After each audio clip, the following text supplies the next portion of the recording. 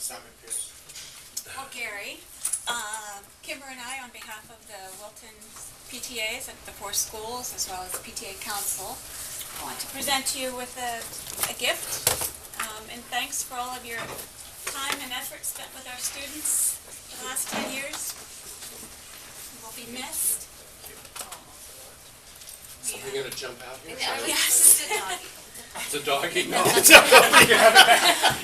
In your retirement, we know you need to walk a lot. Okay. And we thought it would be, It's pretty ribbon. And now Simon Pierce. It's a reflective vest. Yeah. That's a cert on Kevlar. Oh, isn't that beautiful? Actually, she lied. Wow. That's really cool.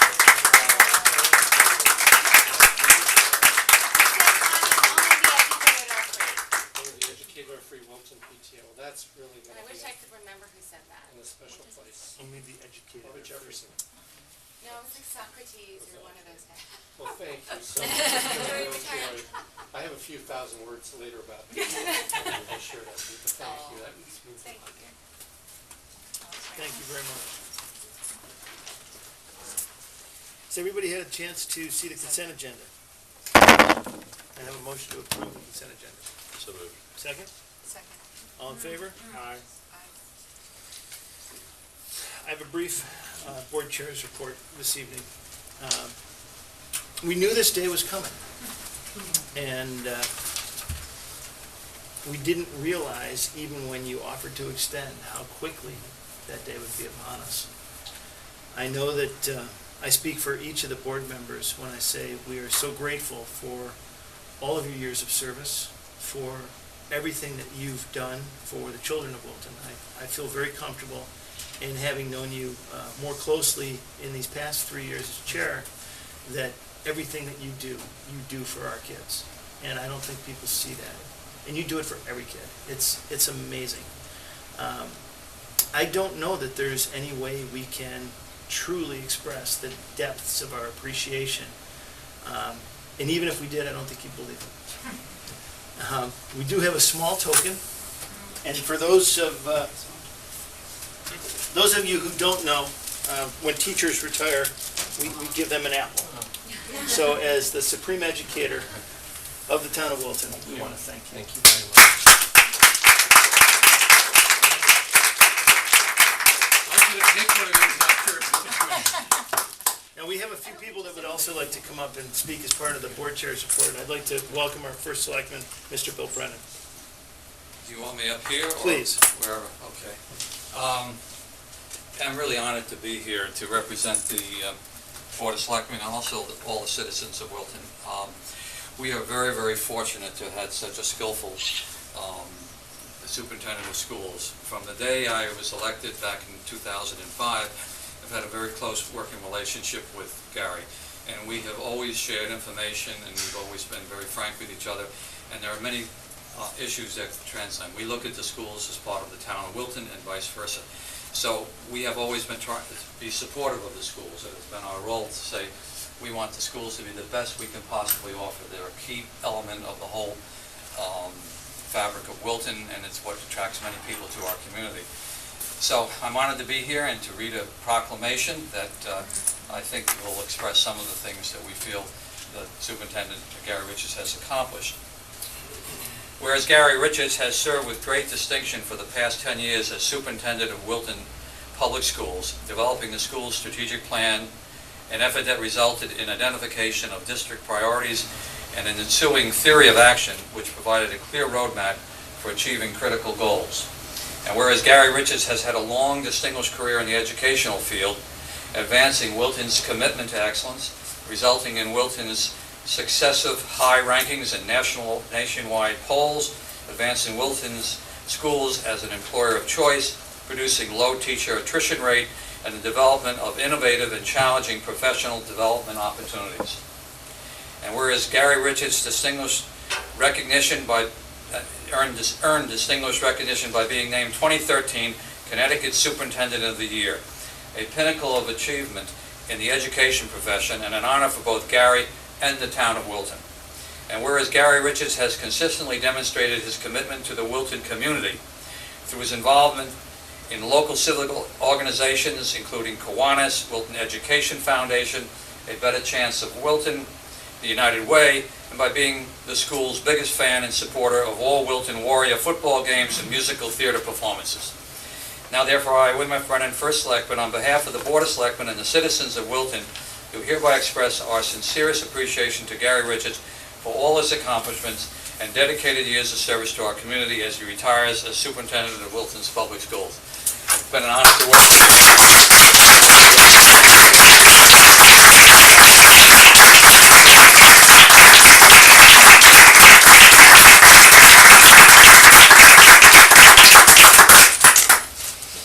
you. We've also asked our state senator, Tony Boucher, and State Representative Gail Lavielle to say a few words. I did get that right. That's us. I was going to say.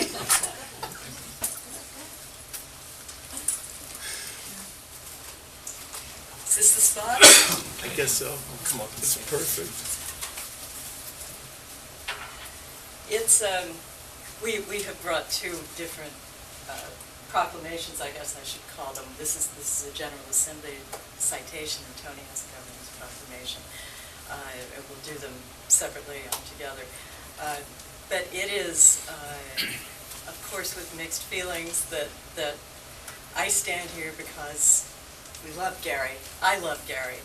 And at the same time, so we hate to see him go, but it's also a wonderful time for him because it's the culmination of an incredible career. And I think that, you know, Gary's original discipline of choice was history. And now I am history. No. and so, no, you're not.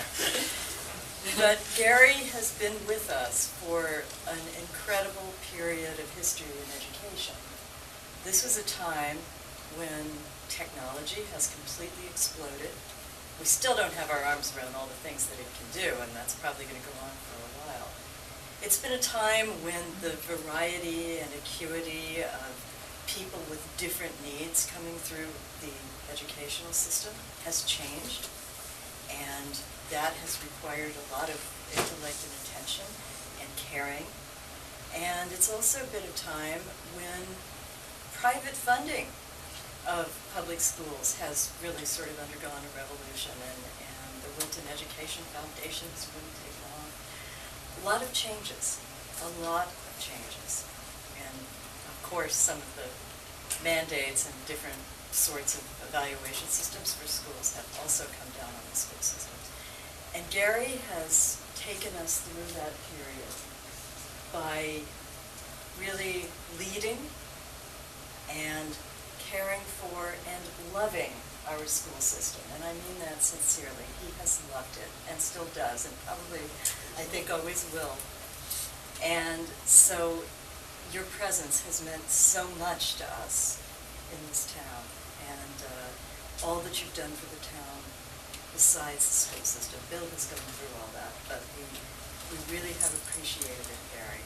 And I just want to say that, you know, we owe you an enormous debt of gratitude as a town, as your legislators, as parents, as students, as residents. And I think the town loves you, and I love you. And so I will read this. Tony, you want to come up here because it's from the whole. Yes, all of Wacko us. politicians. Yeah. Who were you speaking? All the rest of them. This is an official citation from the General Assembly. As you can see, it's not long, but it's big. And it's from Tony and myself and Representative Tom O'Day, who couldn't be with us this evening. And it says, "Be it hereby known to all that the Connecticut General Assembly hereby offers its sincerest congratulations to Dr. Gary Richards in recognition of your retirement after distinguished service as Superintendent of Wilton Public Schools. Today we honor your many accomplishments throughout your academic career, including being named 2013 Superintendent of the Year. We thank you for your dedication and your commitment in creating an environment that inspires your students to succeed. Your leadership is to be commended. We wish you only the best and all the best on your future endeavors. The entire membership extends its very best wishes on this memorable occasion and expresses the hope for continued success.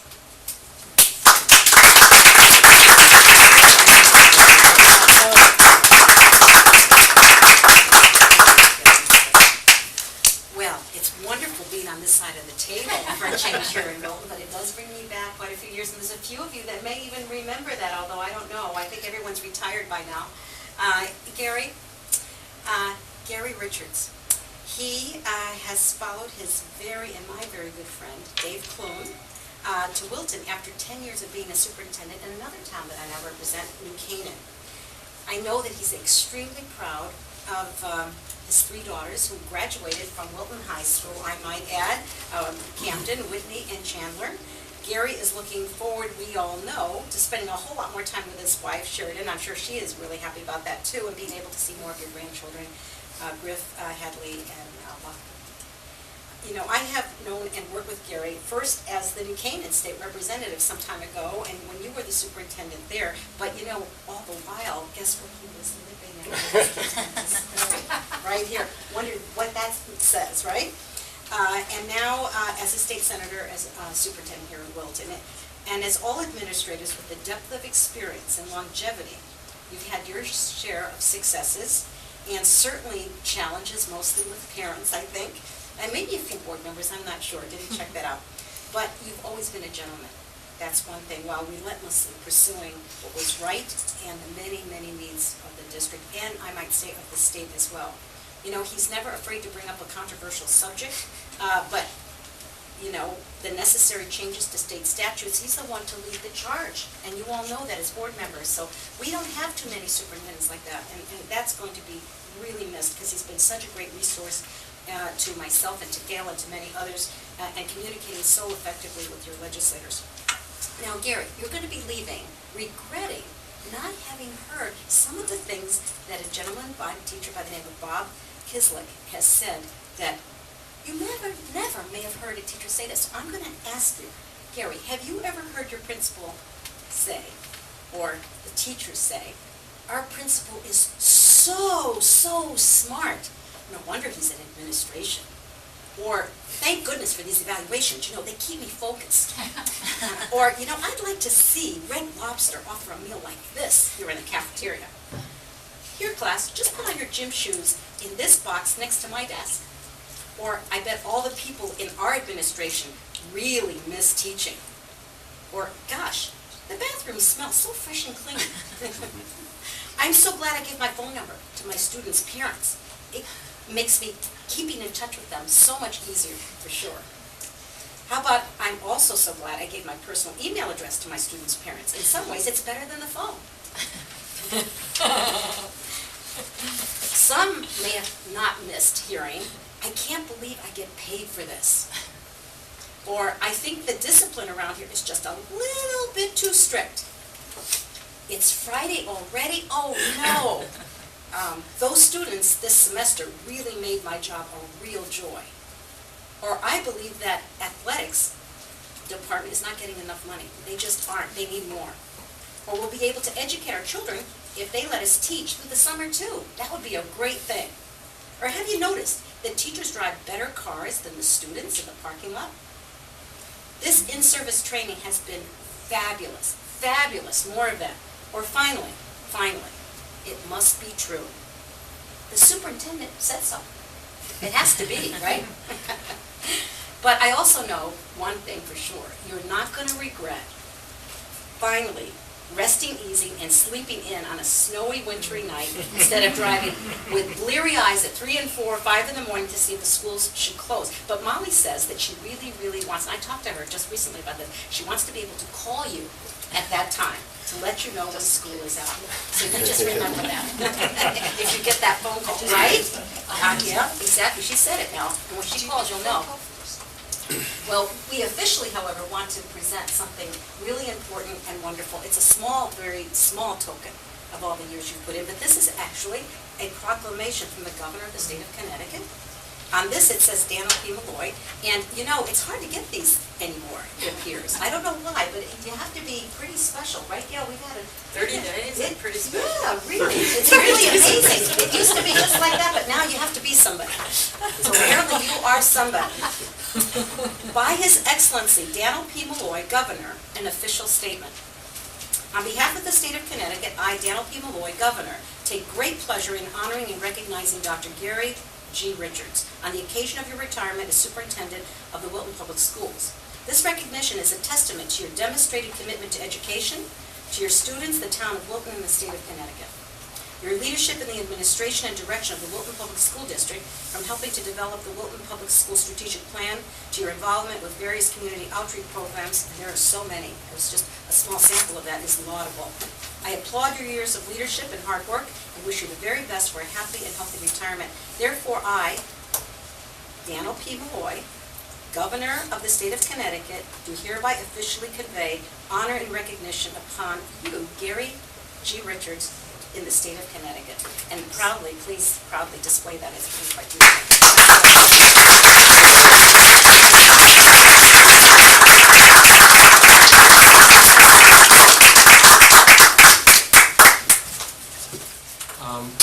By my rough calculation, that means that over the last 28 years, I have attended nearly 700 school board meetings.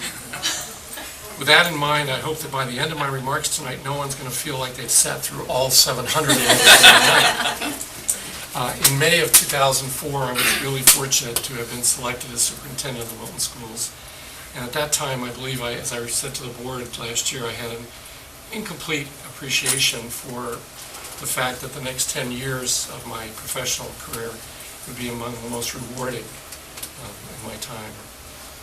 And I'm reminded of some of the remarks that were made earlier by Gail and Tony and Bill, but I'm reminded of the words of the great theologian Dietrich Bonhoeffer.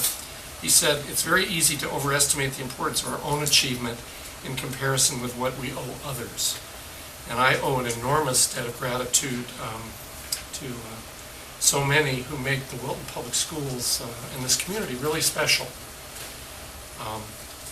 I'm really indebted by the fact I was given a chance to work in a school district, and Gail had mentioned this, and Tony, that had educated our 3 daughters and had provided them with wonderful programs, all different types of student and different interests, but provided them with a marvelous education. And I owe such a debt of gratitude to this district. All of the research on quality education really points out to the powerful influence that excellent teachers have on the quality of schools. And my years have further reinforced my belief that Wilton has done an outstanding job in the past and continues, I believe, to hire gifted educators who are wonderfully visionary, collaborative, hardworking, and truly passionate about the mission of providing stimulating, productive, and nurturing environments for teaching and learning. And that's what really it's all about. I've absolutely loved the opportunity. It's wonderful having I've been in corporate office buildings, I've been downtown away from the campuses, to have had an office right in the building. One of my daughters was mortified by that fact for her 4 years of high school, but it was my dream come true to have one of them here when I was here. But I've loved and had having the opportunity to interact with the kids in the school, in all the schools. I've been humbled and awed by their joy of learning, their inquisitiveness, and their work ethic. And while I take great pride in what they've accomplished in so many areas, I'm equally respectful of the fact that they're the kind of young people who really have learned at an early age the importance of giving back, and who have demonstrated on innumerable occasions the value of being kind to one another. And so I think that's a very special part. I'm indebted to having had that opportunity. I'm really proud to have served with a cast of extraordinary administrators. And I was bragging not long ago about the percentage of them that I had the opportunity to hire or to promote within the schools. And I'm really so indebted to the strength that they have provided this district on so many levels. And I've said a lot to them privately, and I think they all know how I feel about them. You add to this committed support staff that we have here, and a community that really embraces a spirit of volunteerism. You know, this community runs, when you think on volunteer power, all of the board members who I think are giving some of the most extraordinary service to their community, the hours that they spend volunteering their time and talent, and the hours away from their business and their families and their precious little discretionary time. So I'm really grateful for that. We've been blessed with, and you heard from Kimber and Beth tonight, with some exceptional PTA leadership. Really, really hardworking people who are very visible and who are always have no agenda but doing what's best for kids and for the community. I think that we've had a wonderful education foundation that has grown and become even more dynamic each year, and it's a host of other parent and community organizations which have been phenomenal. Our partnership with the town, I'm so pleased that Bill was here tonight, has been a great asset. Bill has been a fabulous partner over the years. He's been always available to listen. We've consulted each other on a variety of issues. He has a good big picture view of the community and the role the schools have in the community, and I've always found him so helpful in so many ways. The police and fire, we have a great partnership with them, the EMTs. Although I want to hear those sirens keep going sometimes and not stop at this complex, but knowing that they're there, the public works, particularly this past winter and the winters we've had, the town boards, the library, the Y, so many of these civic organizations that have meant so much to this school system. Gail and Tony, as our legislators, you have been so available to us. If I've ever had a question, within hours sometimes, a research person will get back to me with data that is really helpful. They have sought our advice.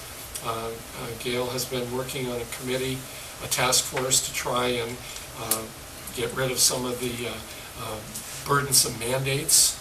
It's a thankless job, and I hope she keeps working at that, because I think it's something that we really need to get a handle on. But they've been visible. Every time you turn around at an event, one or both of them are there. And I think they really have reached out to learn about our business, and they've asked thoughtful questions and have been very supportive of us. On a personal and professional level, I don't know how I can ever repay the boards for I have served here, for the valuable counsel and life lessons you've taught me and continue to teach me. I think school quality, as I mentioned, is really enhanced by great teachers and administrators. It's also based on a firm foundation of a board, superintendent, leadership team partnership. And I believe that that's the kind of relationship that we've enjoyed here in Wilton. And I think it's one that has helped us move forward on many fronts. And I view the accomplishments with gratitude and debt to you all, because I think we've done things together. Some of them were mentioned about the strategic plan. I think we've expanded the use of technology as a tool for teaching and learning in our schools, and we're continuing to push that forward. We have some new curriculum initiatives, a new math program that this board supported under Bruce's leadership 2 years ago, and we've been working on the implementation of it. We've made some advances in our K-12 language arts curriculum. We've hired some wonderful people, new principals who have a great background in that, and certainly Chuck has that.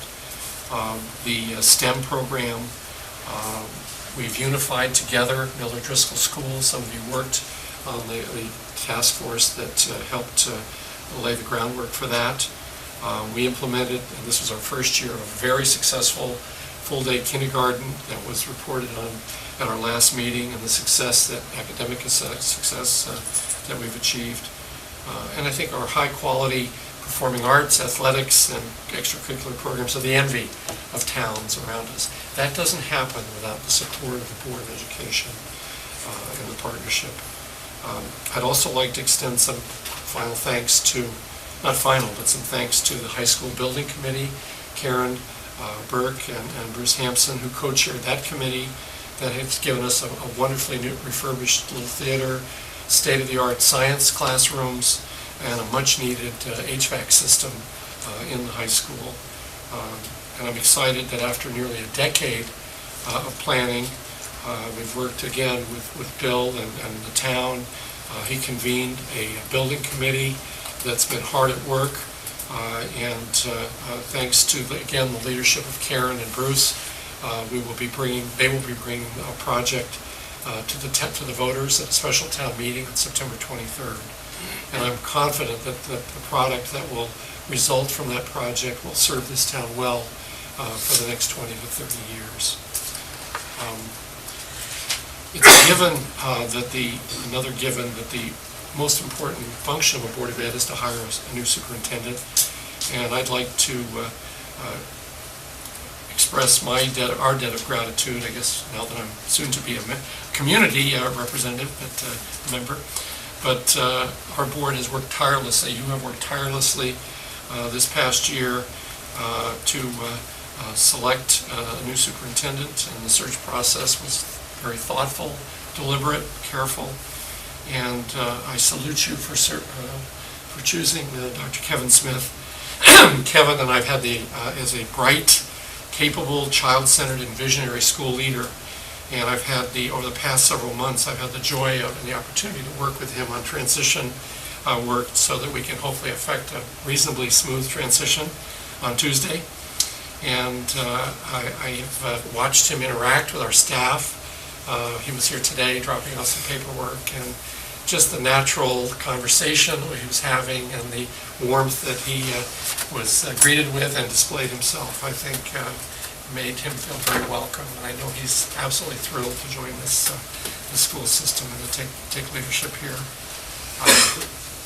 And I know he will continue to work on the continuous improvement that has been the hallmark of this system for so many years. Tony alluded to that. Finally, I'd like to thank two very important women in my life. I owe a great debt of gratitude to Molly, my administrative assistant. Molly, for all the time I've worked for her, all the years Dave got to work with her, has coordinated the work of the board, my work, and our work together, and my work with the leadership. And she does this with great humor, with great patience, great style, and has really been a blessing that I'm indebted to her for all these years. And so I thank you. The last person I want to recognize, I've been to 700 board meetings, and I'm here to tell you that this individual has missed 699 of them.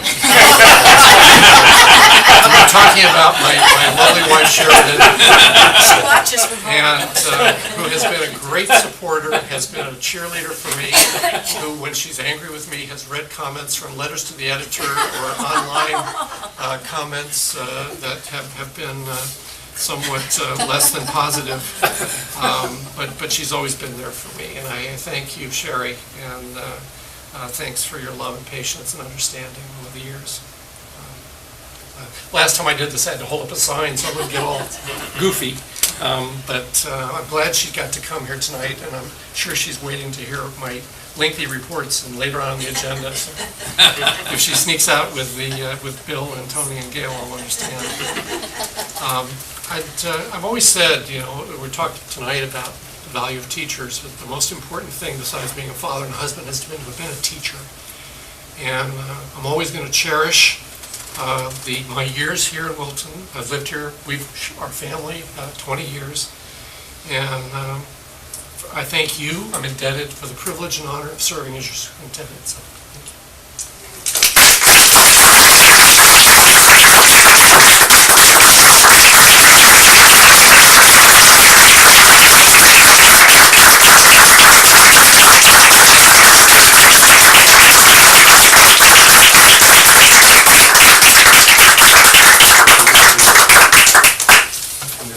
hug.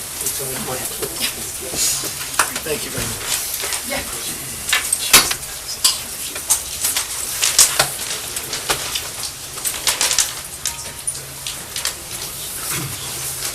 All the other 699 were just like that.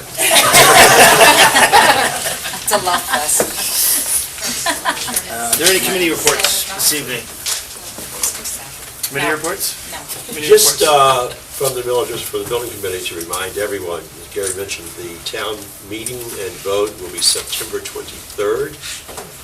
So to remind everyone to put it on their calendars and come out and support the project and vote in the affirmative for the, that will be the night that we will vote on the bonding issue for the town. And that is the only item of business on that night's meeting. Right. I'm glad you brought that up because, as a board, we've looked at a tremendous amount of information relative to the Miller Driscoll building project. And not only do we need to express continued debt and gratitude to everybody that sits on that committee, but I think we also need to reiterate how strongly we support this project. It's about time.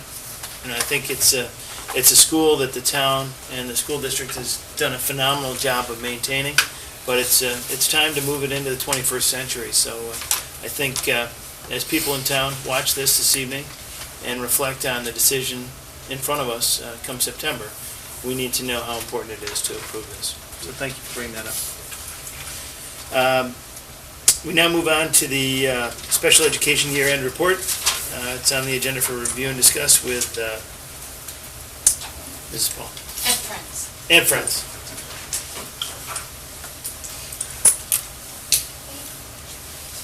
And friends. That was your cue. That would be the nonverbal cue. That one. Thanks. Is that subtle enough? It was subtle. I thought it was very subtle, very classy.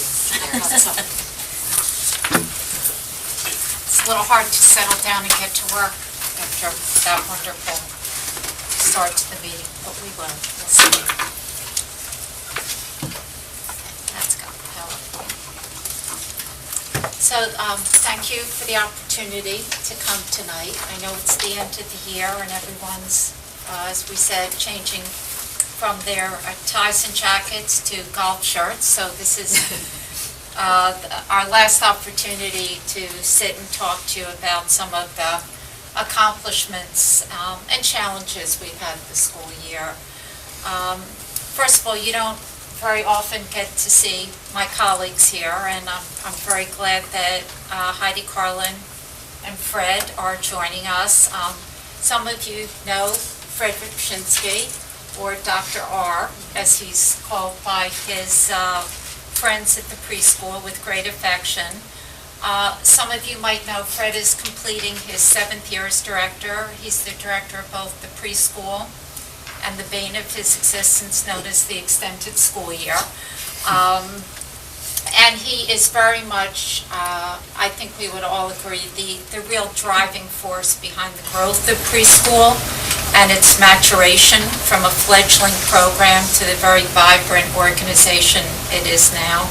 And he's also very much, we would all agree, its staunchest advocate at every meeting, everywhere. Heidi is also completing her 7th year.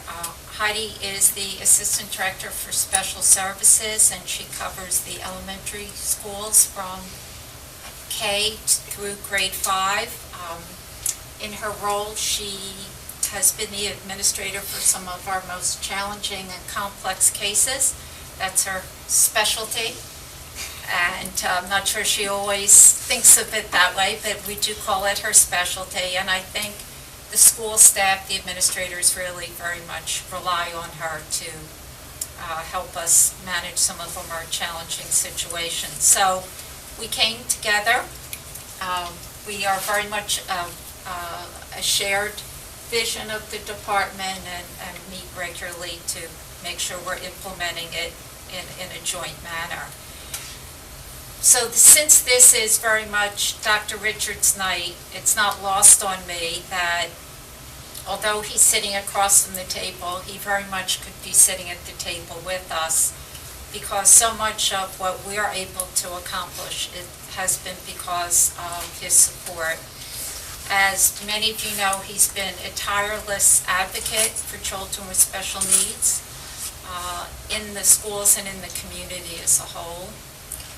Many of us here and probably watching have heard him share his own experiences as a child with challenges and have really felt the sincerity of his words and his actions. For all of us, and I think I speak for all the school staff and certainly for the three of us, he's been the model for the spirit of inclusion, which is embraced by the members of this school community and from which we've all benefited, and we are very grateful to you. And now we'll get down to work.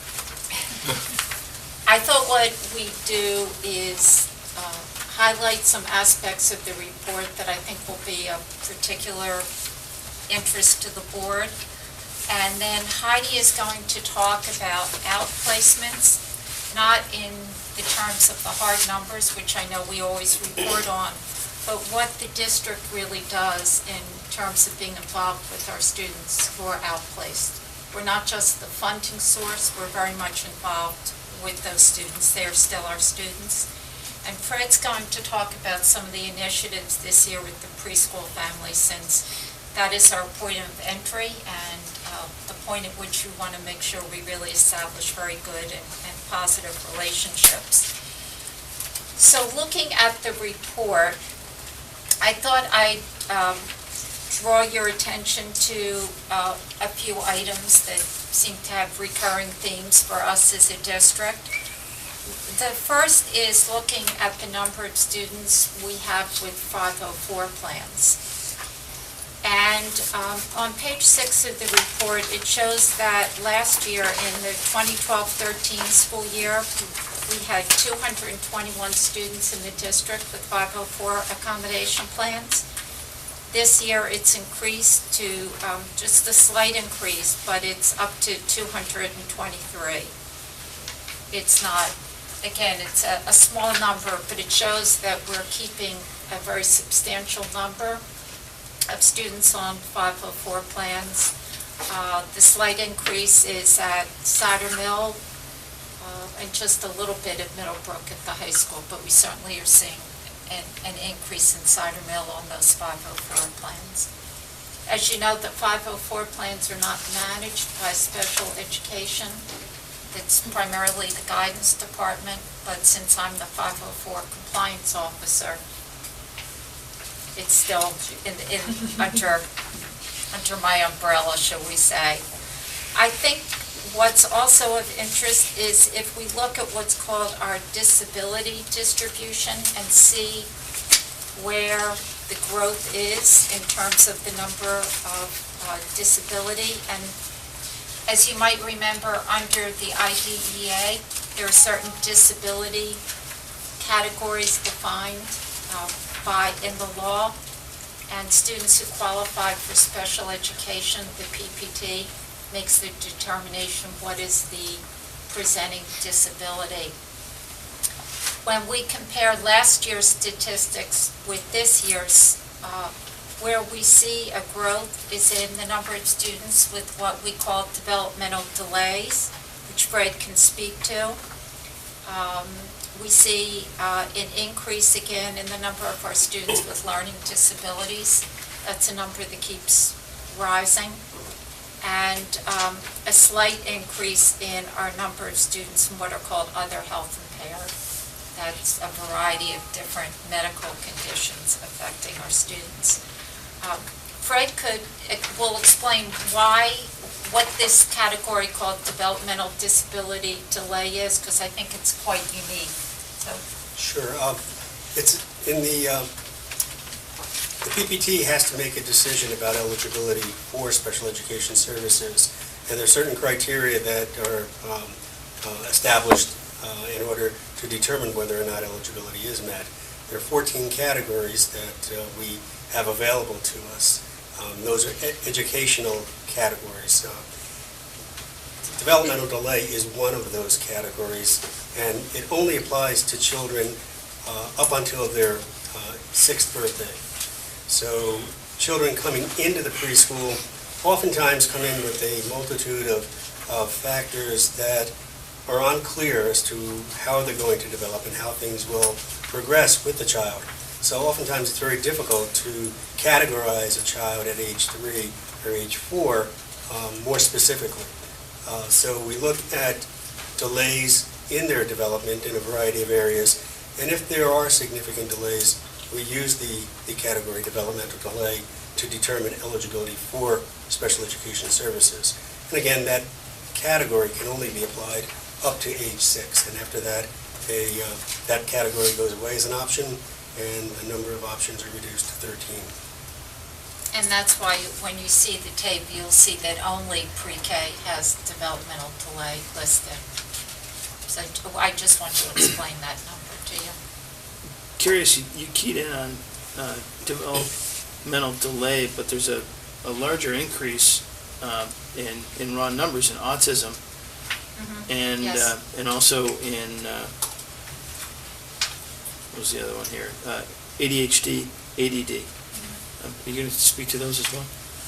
Well, I think the increase in autism is what we see is this continuing growth in the numbers of students with autism who are either moving into our district or who we are getting information about and finding eligible under autism. I think it's very similar to what other districts are finding. What we thought years ago might have been just an initial surge is really a steady influx of children being diagnosed with autism. So this year we had a number of students move into the district who carried that disability, who we did not anticipate being with us when we started the year. In ADHD? ADHD has primarily come from referrals from parents and the school system of students who are highly distractible, difficulty sustaining attention, difficulty initiating school tasks. So that's just the population. I have no bigger explanation for that other than they're just based on referrals that have come to us. Okay, Yeah, sure. You mentioned 14 categories, but when you look at the report, there are not 14 categories. Are some of these combined in the 14, or? It's actually 11. It's 11? It's 11. They're, I stand corrected. okay. Okay, so this Yeah, is so the this complete. That's the this is complete list. Okay. That's the complete list. We always look at the number of PPTs as that record-setting, mind-blowing number. So on page 13, we did have an increase this year. The number of PPTs, I'm sure the administrators behind me, I can't see their heads shaking, but they're shaking, I can hear it, 1,857. Is there an average time length for each of those? Is it an hour, 2 hours, or is it I a norm? would say the norm is probably anywhere from an hour to 2 hours. And what would the norm be for preparation? We once did some numbers on that. The preparation is probably about 3 hours outside of the So say PPT. each 1,857 times 5 to get the number of hours. We once did some data collection on it, and we found that if there's such a thing as an average PPT, the prep time, the time at the table, and the time to get the IEP finalized was about 8 hours. So one PPT has many man-hours associated with it. And the number of people in each of these PPTs could be 5 to It has to be a staff. minimum of 4 by regulation, by law. It can be anywhere from 4 to 10. I think the last time we did a man-hour calculation on PPTs, it was 1,500 PPTs, and the annual cost was about $2.1 million. Right. We did do some costing out of that, so. And if a parent, I understand we're required by statute to perform one PPT Yes. per year, Yes, and as requested by the staff or by the parent. yes. If a parent requests a PPT that you don't feel is necessary, are we legally bound to provide that service? It would be an unusual circumstance if a parent had a legitimate concern and asked for a PPT that we would refuse it. It would be, I don't ever remember refusing a PPT. Sometimes a parent has a question and we can answer the question just from Without some the- dialogue, and the parent will say, well, that's fine, that was really what I wanted to know, so we'll certainly do that. But if they feel strongly that they want to sit down at the table in a more formal way, I do feel we have an obligation in most cases to do that. Very often, it's a question, again, that we can answer in a pretty straightforward way. Otherwise, numbers would be bigger. Right. So, in rough numbers, on average, it's 3 PPTs per student per year? Yes, I would say roughly, yeah. Are there, if we were looking at, and this may be difficult, I would imagine that there's some population that only has one a year. Yes, And then there's a population that maybe has many.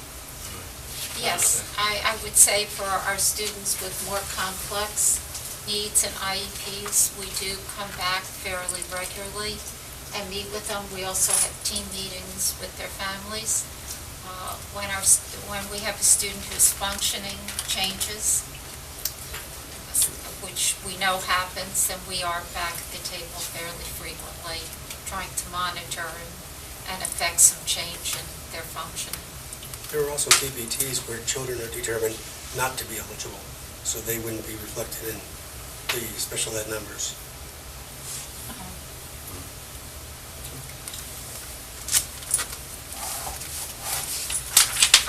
If I could just ask one more question. If you would Sure. please. I imagine that the software has cut down the amount of time enormously. Absolutely. I wouldn't even want to guess at what it was like before. Is there any other thing on the horizon that you are aware of or becoming aware of that could help the process become even more streamlined? Like anything that we should be thinking in terms of? I don't know what else could streamline the process. I think the more training we do as an administrative team on effectively running PPTs, making sure that all the information is given to parents ahead of time, which we do. Right.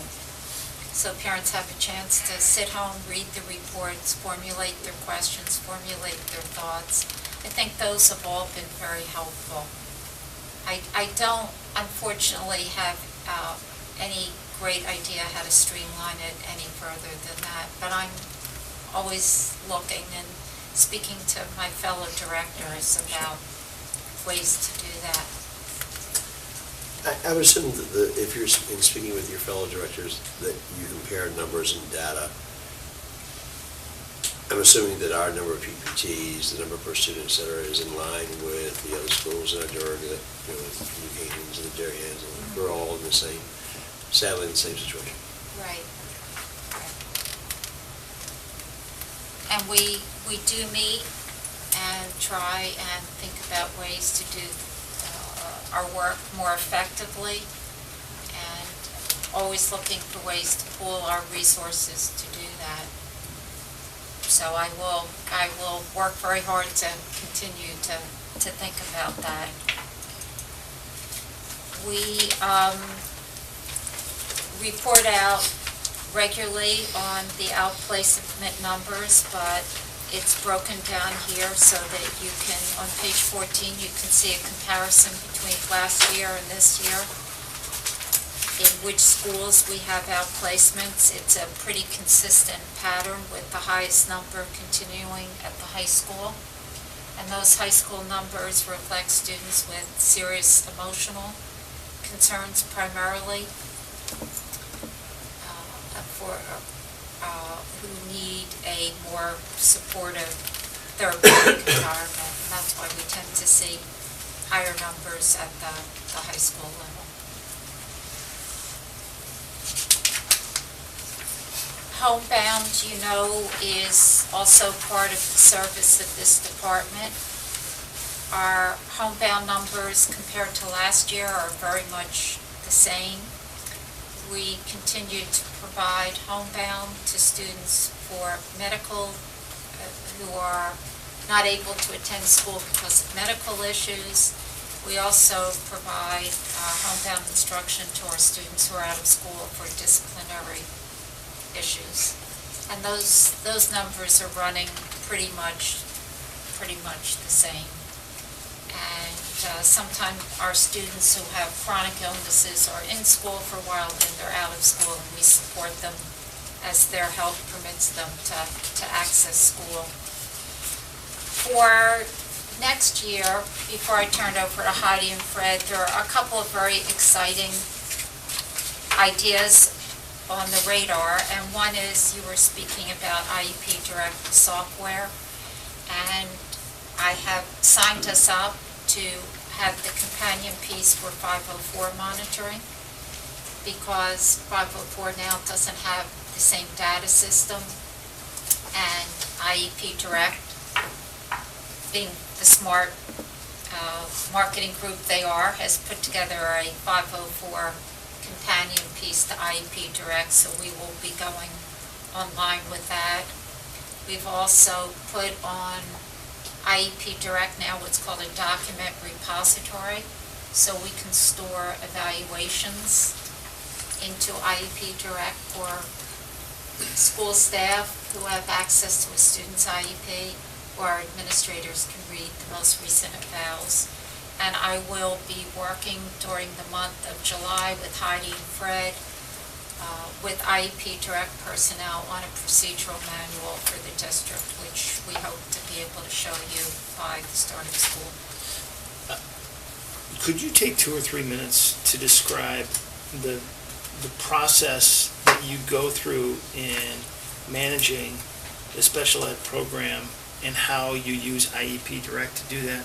Because the Board of Finance asked us to share our policies and procedures, and it was difficult to explain to them that the policies and procedures that we follow for special education are really handed down to us from the state. So we didn't really have anything to hand them other than legislation. But going through the process, we now can more clearly articulate that what we use IEP Direct for is an electronic version of a process manual. So could you spend a couple minutes talking about that? Sure. What IEP Direct does, it really operationalizes the IDEA and the Connecticut statutes, the regulations that we operate under in this department. Every student who is referred to special ed is logged in to the system. And then because it's built into the software system, the system begins to count out for us the number of days till we need to be at the PPT table, the number of days till we complete an evaluation, when we need to be back. So it's built in, it's ticking the clock for us and reminding staff when these different aspects of evaluation are due. The student's IEP is entered into the system, it's stored in the system, it has limited access, you can only access it if you have privileges to access it, but it has all the procedural requirements built into it. The forms, the data tracking, the compliance with the timetables, which are part of the Connecticut regulations and the federal regulations. So IEP Direct monitors our implementation of the IDEA. So you're saying that there's an auditing function there as well? Absolutely. And that's reported back to the state? Right. Regularly, we have what are called C-Dac Updates. That's the state data reporting system. And we used to do that manually, plug in the numbers to a state form. We now are able to sync the systems. So on day X, we do an upload. If they want to monitor our timelines, did we get all our evaluations completed on time? We hit the button and it now gets automatically uploaded. That saves us countless number of hours, plus it's more accurate. We can also query the system. If the board wants to know XYZ, I can query the system and pull the data out. But the administrators, especially the three of us, are on IEP Direct all the time. And if something is coming close to being due or is overdue, it gives us a warning. I can see either a yellow button next to that child's name with an IEP or a red button, meaning something needs to be done and it's time sensitive. So there's a great deal of monitoring built in, and much more effective than the paper and pencil IEPs. And you'll be expanding that out using the 504 companion Yes. program for the 504. Thank you. So Hetty's going to talk a little bit about outplacements and what we do. Okay, so I do have a PowerPoint that you can follow, as I talk. Just want to really share, in introducing the topic of outplacement, how much of a process it is. It's really a continuum. There's a lot of thought before a student is outplaced, a lot of action, a lot of planning, a lot of discussion. The follow-through and while the child is attending school at that outplacement, again, there's a constant communication that takes place between the district and the private special ed school. So what I thought would be best is sort of looking at my presentation to you in three phases.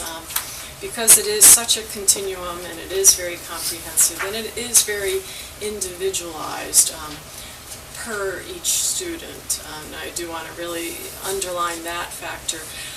But there are some common threads, and that's what I hope to present.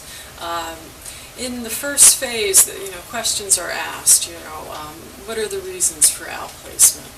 And for all of our students here in Wilton, outplacement, the reason for outplacement is, that student is not able to access his or her education here in Wilton. And the reasons behind that really, again, individualized for that student, but really impacted by emotion, by a behavioral need, by a learning need, a physical need, a health need, or a combination of any of those reasons. The person or the people making the decision around outplacement really comes from the planning and placement team, the PPT, which we've talked about a little bit tonight. So that group of people, and it includes a very comprehensive group, regular ed teachers, related service members, which could be an OT, a PT, a speech language pathologist, a psychologist, parents, of course, and other various members are a part of that decision and are a part of that discussion.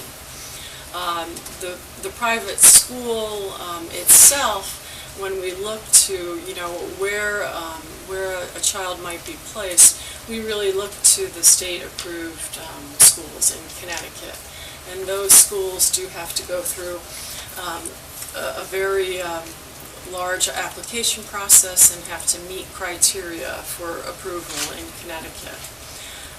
The steps in the process leading to an outplacement, after the team has been meeting, this is a decision, and this is again a very big item of discussion from the team for the student, in which the team has worked very hard, including the parents, to look at different approaches, to look at different resources, really to help the student be successful here in the public schools.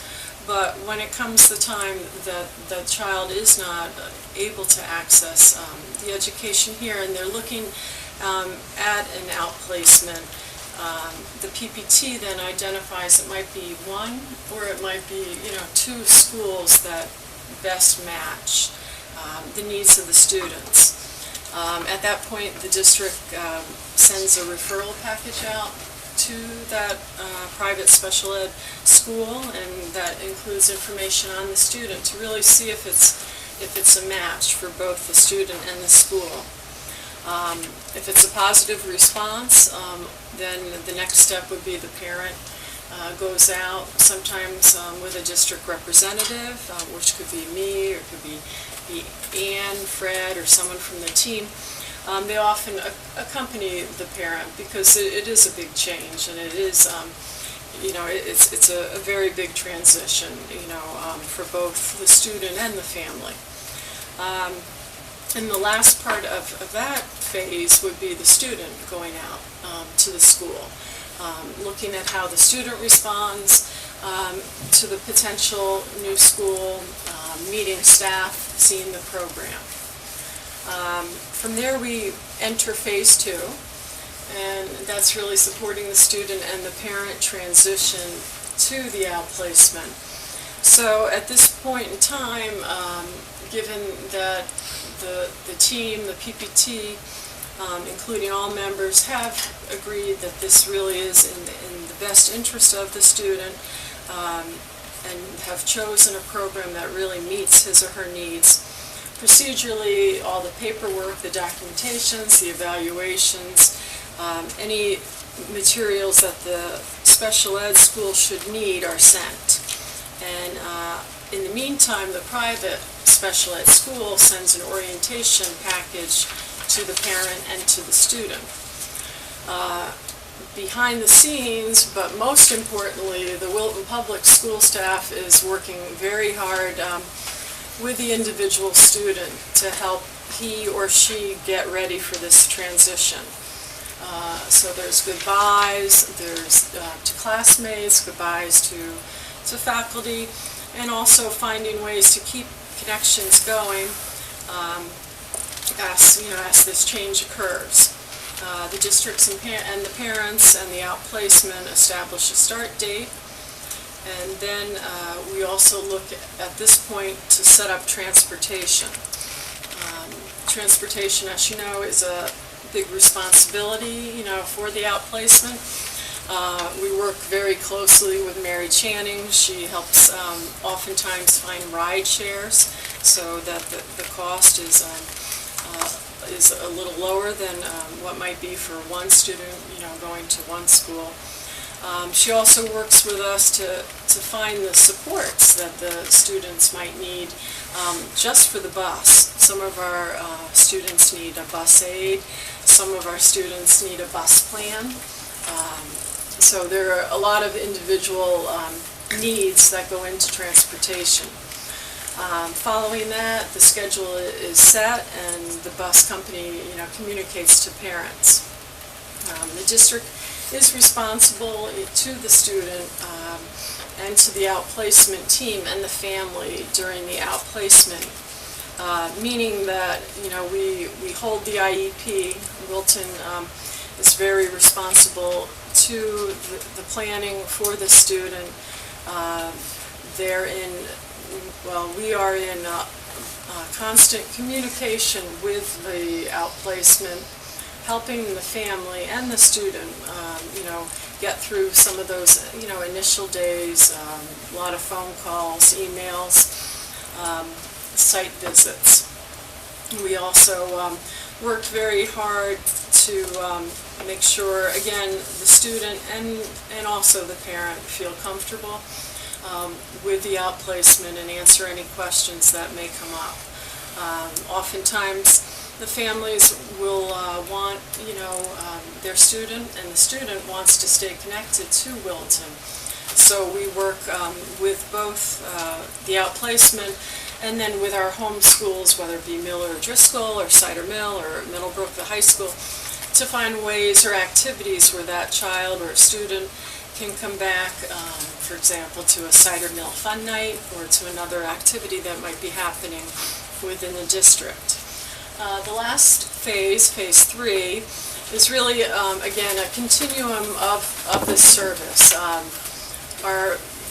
The constant support continues, and even as we approach the annual review, which, we've just talked about, where the IEP for each student in the district is always reviewed, and that includes our students who are outplaced.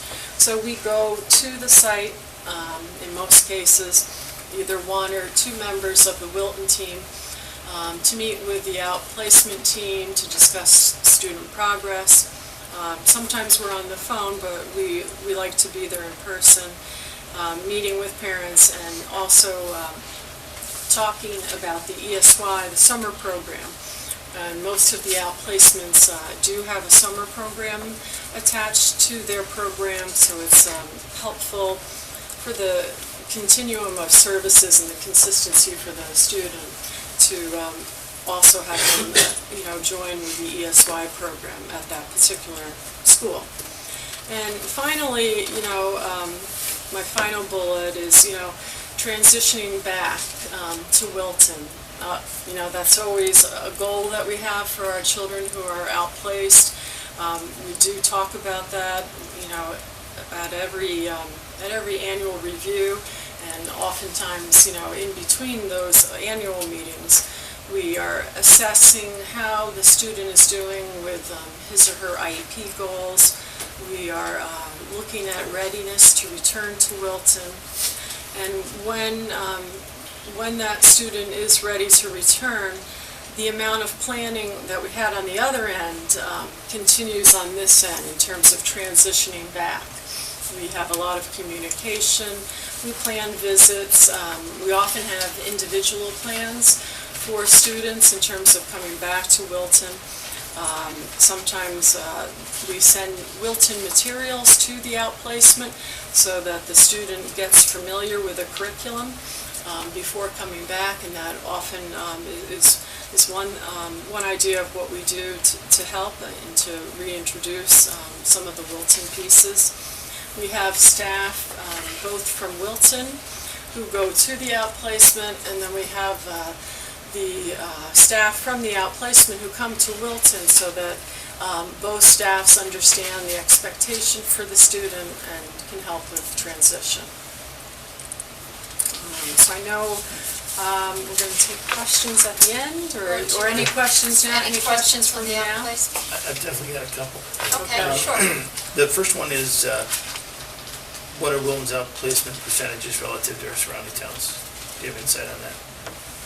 We're at 31 students. Correct. How does that compare to our surrounding towns? I don't know that. I could certainly find out. If you would, that would be great. Then,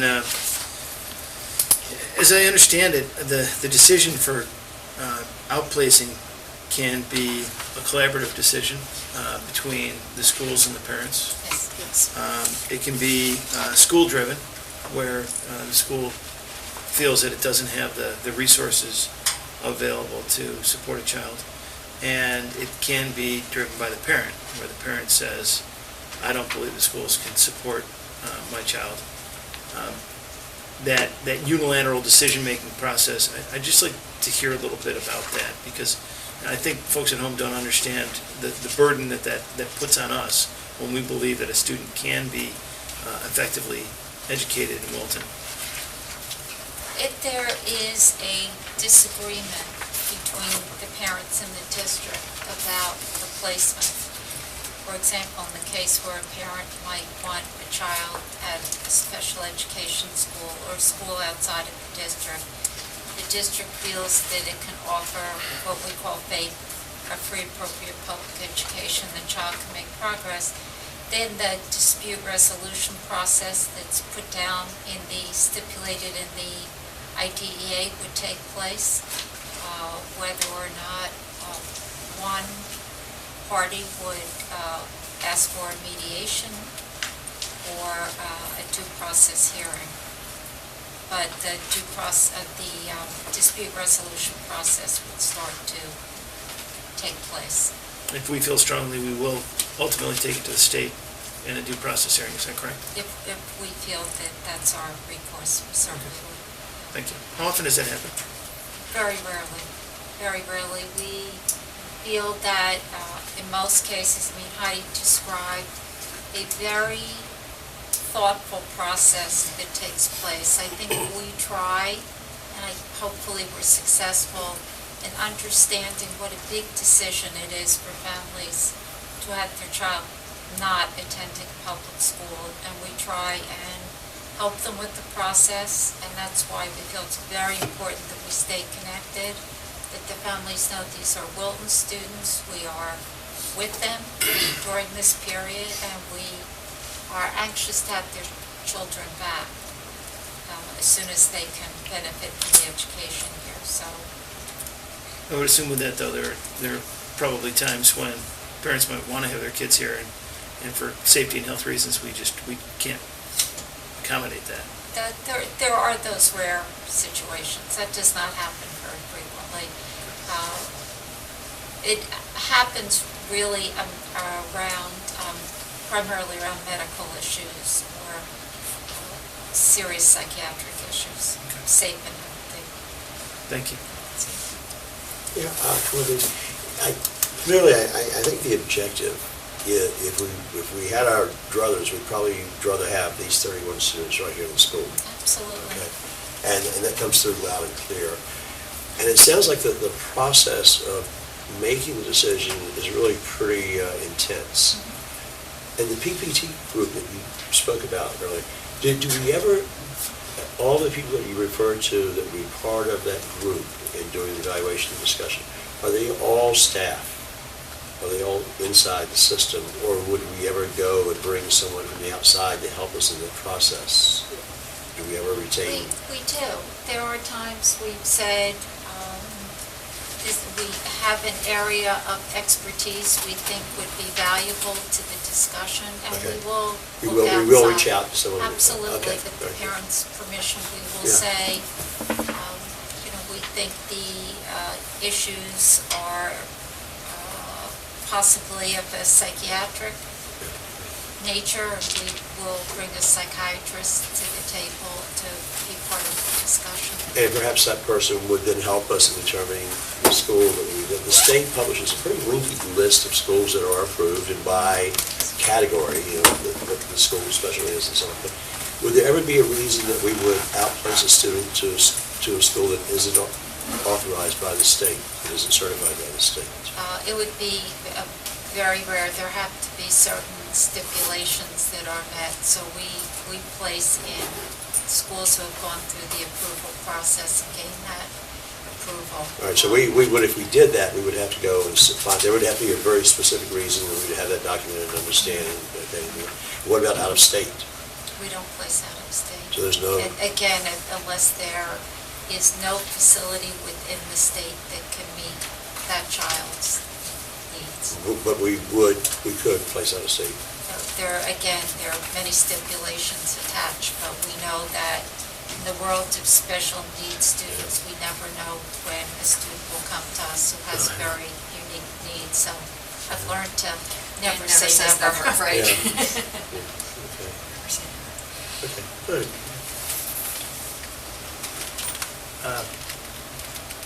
You can simply answer this question by, I decline to comment. Do we have any out-of-state placements at this point? Not to the best of my knowledge right now. Thank you. Okay, well, I welcome the opportunity tonight to share with you some information about the Wilton preschool parents and our relationships and work that we've done together this year. As Ann stated earlier, preschool is the entry point into the Wilton Public Schools for many of our families with significantly involved children. And the relationships that we forge with those families lay the foundation for a relationship that's going to last for 18 years for many of these families. So we look at our relationship building as something that's very serious and that we really work to achieve with our families. And tonight I just wanted to share with you and highlight some of the efforts of our families in forming relationships within the Wilton community, not just in the preschool, but within the entire Wilton community. And first thing that I wanted to share was there's a parent advisory board in the Wilton Public Schools that's has representation by parents from preschool up through the high school. There's a subgroup of that parent advisory board of parents who participate, have children participating in the Wilton preschool. We also have a representative from the Parent-Teacher Association who has a child in the Wilton preschool. And those 5 individuals have formed the preschool parent committee that meets with me on a monthly basis. And at the beginning of the year, we set out to establish some goals for our working relationship. And what we focused on this year was increasing communication and working collaboratively to have a program that everybody in Wilton can be very proud of, a very high-quality preschool. And I think that we've taken many steps this year to achieving those goals. First of all, we decided that we needed to meet and talk and communicate up close and personal. So we set out a schedule of monthly meetings and also have worked together on producing a monthly newsletter.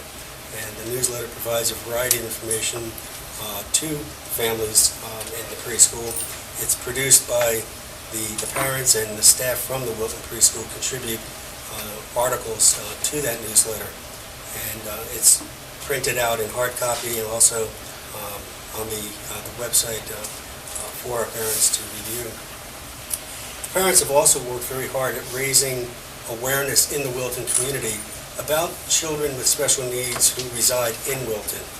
And they've engaged in a variety of activities this year that I think have gone a long way in helping the community to be aware of the special needs of many of our children.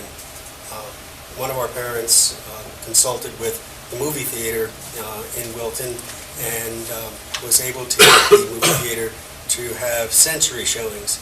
And sensory showings are, the movie theater can be a very frightening place for a lot of our kids. So they took precautions regarding the environment and were able to provide the opportunity for many of our children. I believe 150 members of the Wilton community participated in these showings. Kids who would not have been able to tolerate going to the movies. So they were able to experience that because of the efforts of one of our parents. I think the cost was underwritten. Yes, it was. Wasn't it? So it was free of charge Yep. to those families who came. A lot of the preschoolers would like to engage in various activities that their peers engage in. And the top soccer program in Wilton worked with parents from the preschool to develop a soccer program for children who are in preschool and include children who have special needs who are also in preschool. So that was something that didn't exist before that is now happening as a result of the efforts of many of our preschool parents. Some of our preschool parents also worked with the Wilton Police Department in helping them to train first responders as to what they need to do, what they need to be aware of when they respond to a crisis situation and a special needs child is involved in that crisis. And there's information sharing on the police computer system where parents register information about their child. So a lot of those efforts, I think, have heightened the awareness of many people in Wilton about our children with special needs, and it's because of the efforts of our preschool parents that that's happened. They've also, the parents who are on the preschool board or committee have been there for a couple of years. They've been through the process. They've sat in PPTs. They sat at the initial PPTs when some very difficult information is shared and decisions are made, and they've lived that experience, and now they've been through our program for a year or two, and they recognize that new parents coming in who are going through that process, that it's a difficult thing to experience. And they have now assumed a mentor role, helping new families come into the PPT process and to navigate that very confusing maze that is special education. So they often reach out and have contact and communication with new families coming in and are there to answer questions. And a lot of feedback from the families that are just entering the program that this has been it's so helpful for them because it is such an emotional experience for them to go through. They don't stop there though. They schedule monthly coffees throughout town at different sites, and they invite all the parents of preschoolers in our program to come laugh or cry, or just have a cup of coffee. And they have been increasing their turnout significantly each month. They also have had a parents' night out. It's often very difficult for our families to get babysitters. It's difficult for a lot of families who have young children, but our families that have children with special needs, it's that much more difficult. So they don't get out very often. And so they work together to have parents' night out, where they will share resources and share the babysitters, and enables them to socialize as parents, which is, I think, so important for them to have those social opportunities that parents of typically developing children often have and take for granted. A lot of our families, that's not something that's easily done. They've also partnered with my staff on a lot of projects this year, everything from Disability Awareness Month, engaging in activities, and also providing opportunity for clothing that cited that April was Disability Awareness Month. They've also been able to take advantage of workshops that our social worker, Jim Martin, has organized and coordinated.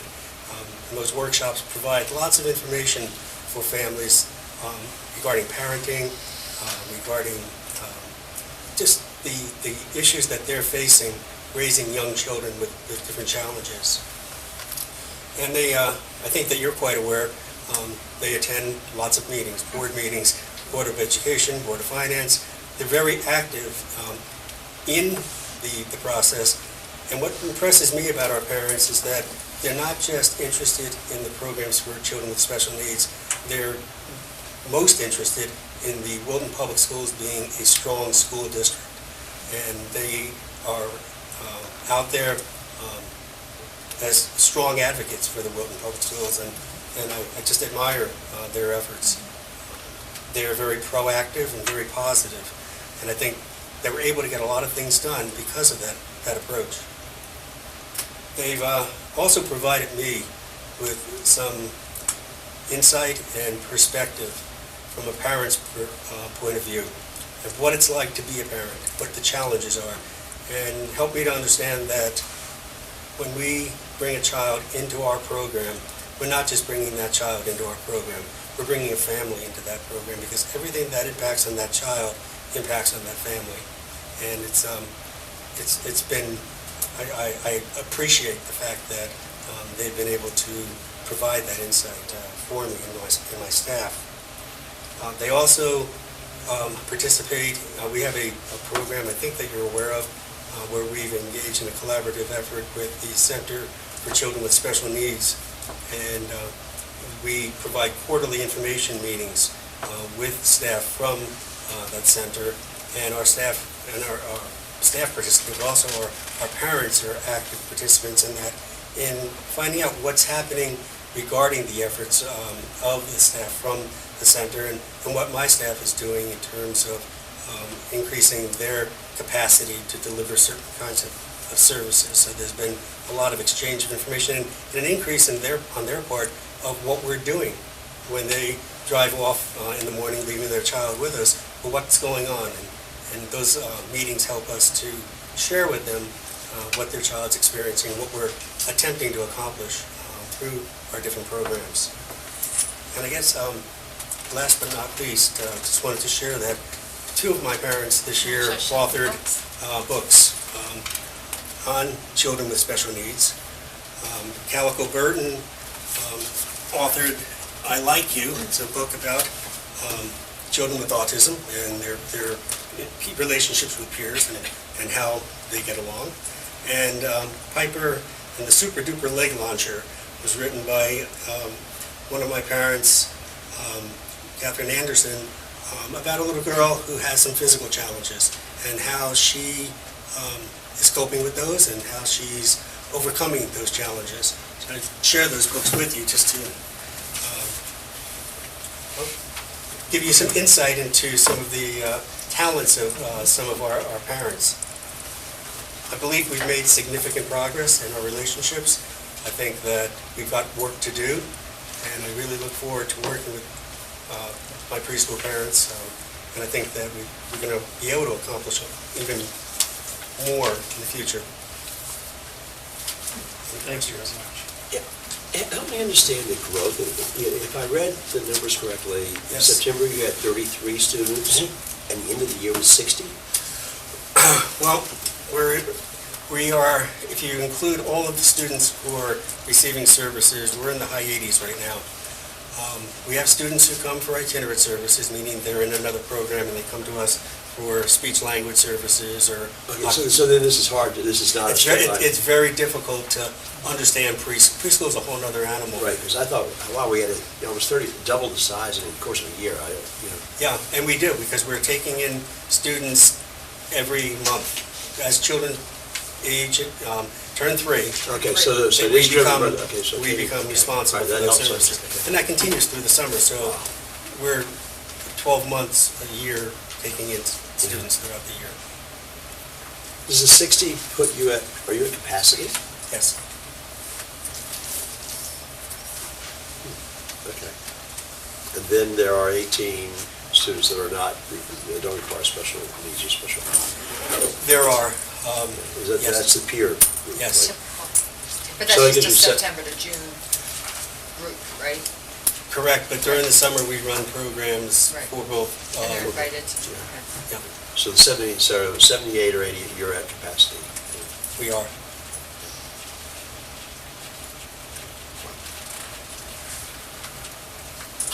Thank you very much. Well, thank you. It was nice to have the opportunity to talk about some of the things we're doing. I appreciate, Keep up the good work. thank you. Thank you. We appreciate your support. Those are amazing. May I take the lead? Yes. I'm late. Yes. Thank you. Plug in. Still have 4. Alrighty, we now move on to an update on the strategic plan. No? Yeah, we do. Updated the strategic plan with Dr. Smith. And friends. You're gonna do your little and friends dance?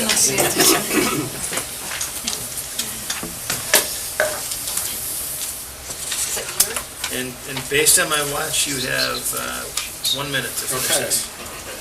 We tend to talk a lot of special services. Well, we had lots of questions too, so. If our superintendent wasn't retiring, we would have saved a lot of time. He just went on and on and on. I couldn't get him to stop.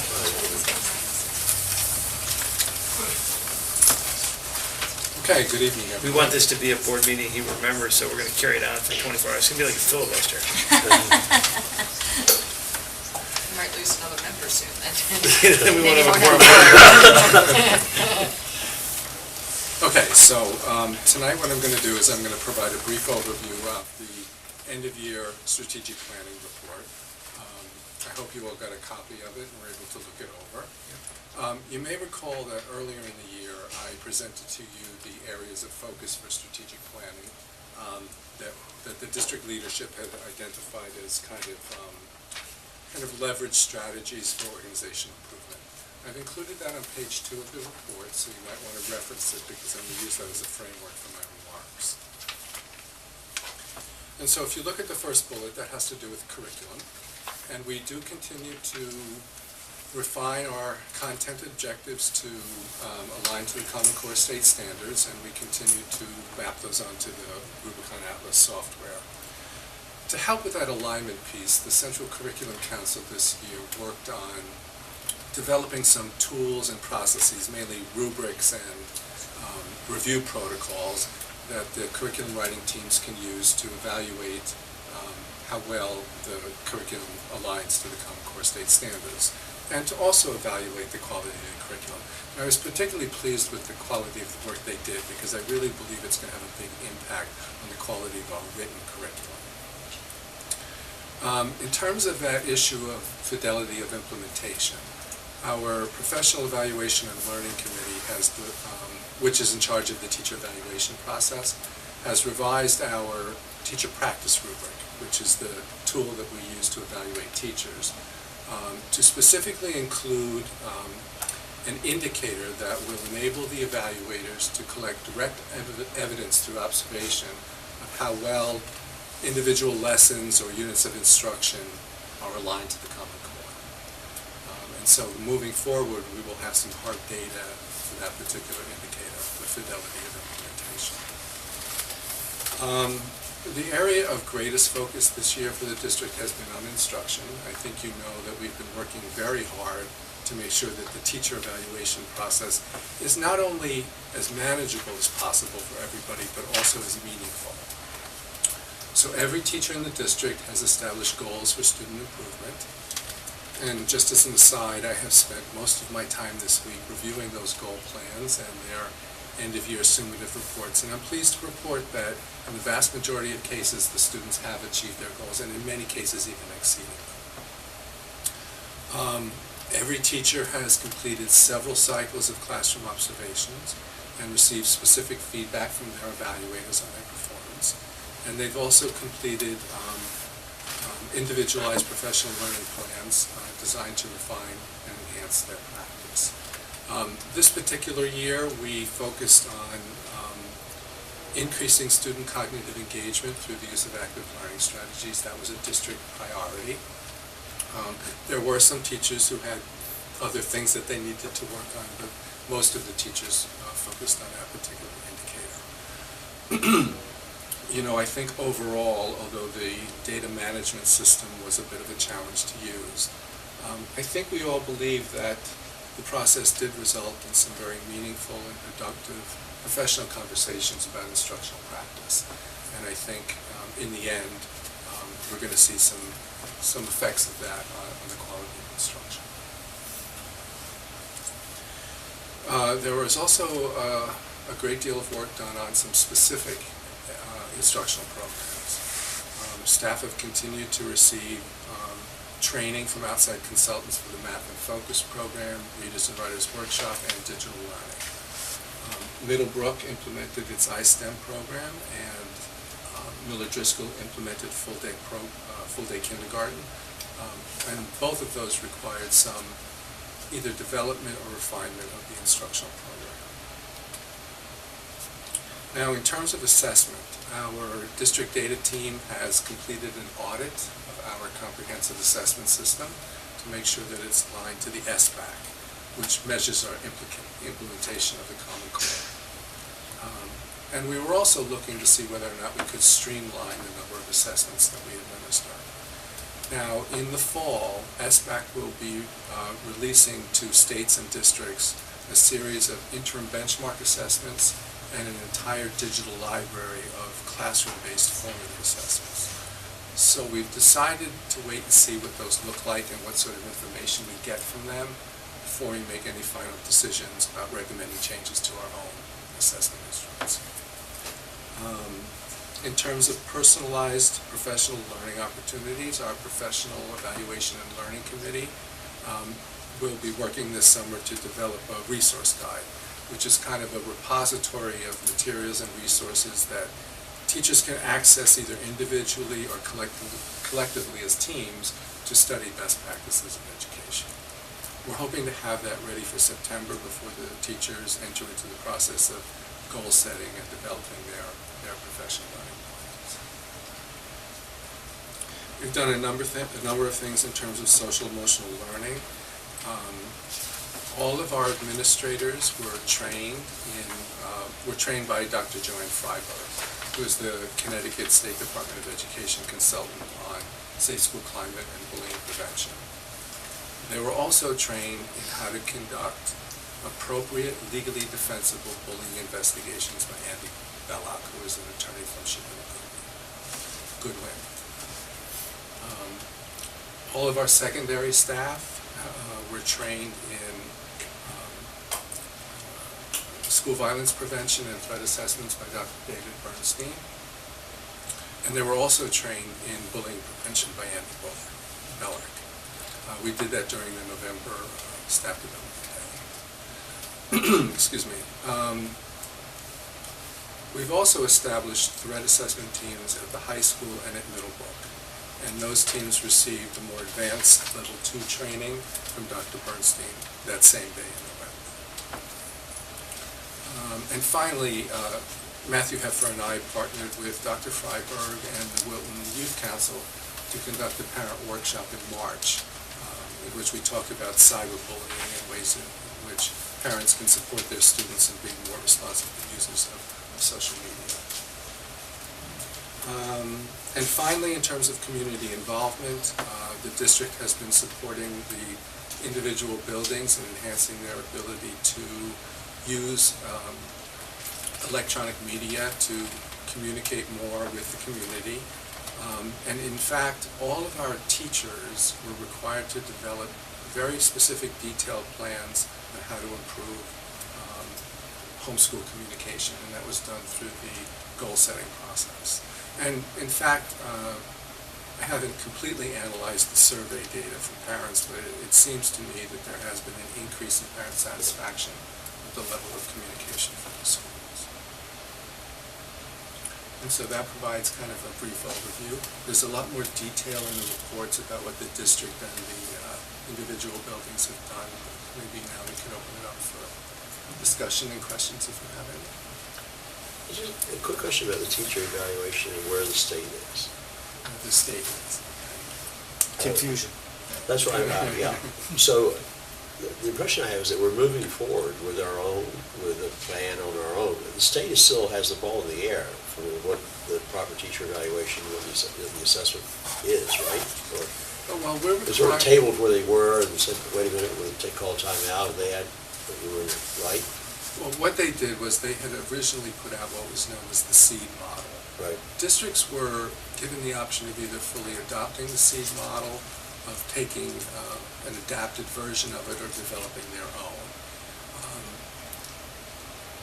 Based upon some feedback they got, they decided to provide districts with flexibilities, right. And I had gone over that with you at another meeting. Exactly. And so we revised our plan that incorporated those flexibilities, and we submitted it for approval to the State Ed Department. And we're still waiting for that. Well, I did get some feedback. It was very minor. We had to change some language, and I've resubmitted it. So I anticipate that the plan that we developed will be approved. Yeah. And we're very happy about that because I think it's going to be more meaningful and more manageable. Right. That's my question. I think it is. But we're moving forward with the process, developing our plan, and not waiting for the state to do whatever it is they're going to do. Chuck, is the SBAC file that you're expecting this fall, are those our test results? Well, what I was talking about is that they're releasing actual interim assessments, which we can administer to our students and get interim assessment results before the operational test next year. We took a field test in the spring. Right. When do we get those results? I'm being told January. Okay. It was originally November, and it's been pushed back to January. Wow, there's a lot of value in that. Yeah. Yeah, that makes no sense at all. No.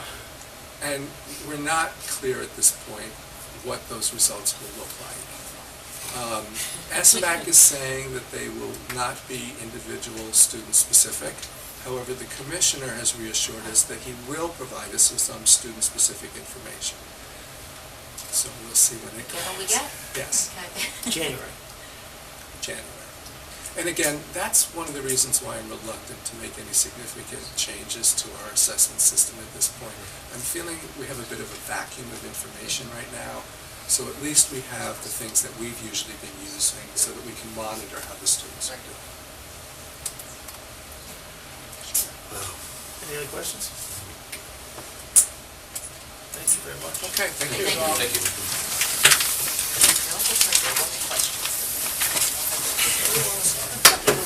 They were ready. Well, I did have a question. I didn't know they were already on one school was going to present this. That's what I thought too, but Yeah. that's okay. Was that a question about North Bristol? You can ask. Well, back to us. He's right here. He's I, still I here. could, I'll catch you afterwards. Okay. We now move on to Dr. Richards talking to us about the appointment of an Assistant Superintendent of Special Services. Tonight, it's appropriate that we have Ann here and some of her team. We're asking the board to support a change in Ann's job title from Director of Special Services to Assistant Superintendent of Special Services. I want to talk a little bit about the rationale for this change. I believe it's based on the recognition of both the growing complexity of the responsibilities she carries, and you heard some evidence tonight of the many responsibilities that are part of her department's work, and along with the expansion of the scope of these responsibilities and how they really interface with the other major operations of our school system. In terms of its growing complexity, I think it's really fair to say there has been a continued growing complexity in this area throughout education. Our special service programs serve approximately 520 students in Milton, which is a little over 12% of our population, of our student body. In addition to the number of students served, there's been a real growing complexity in the nature of the very complex needs that they present, and that was alluded to also earlier, and you saw some of the data that was presented, that were presented. In recent years, we've also seen, as was mentioned, a growing number of students who are dealing with very serious social and emotional issues that affect their ability to access their education.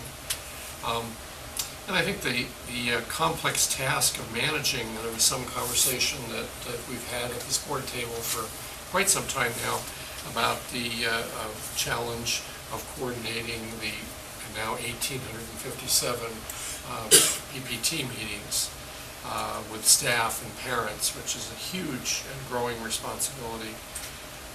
And I think to top all it off is that we're seeing a continually changing landscape with regards to regulation from the state law, and case law, which can continually change the landscape in special education and does change the landscape. So that's some of the growing complexity of this position. I think the scope of the responsibility, Ann talked about how her responsibilities some things have been added on to them. I'll talk about that in a moment. But it requires her to have really close and extensive knowledge and working relationships with several of our senior administrators. For example, Ken and Ann have to work very closely together because her budget represents now nearly a quarter of our school district operational budget. So they work very closely together, not only on just the sheer budget numbers, but also the reimbursement work that's done and all the other grant work that must be coordinated with the business part of our operation. She works increasingly with Chuck in matters of curriculum instruction and with Matthew on technology. Since most of the students receiving special services, the curriculum piece, are also mainstreamed into regular ed classes. So we have to have close work with special educators and the regular educational staff, or general ed staff, to provide services that are going to be appropriately differentiated. And as you've seen, I think there's a really good story to tell when you've seen the data that our special needs, our subgroup of special needs students has shown some significant and positive improvement in their achievement levels.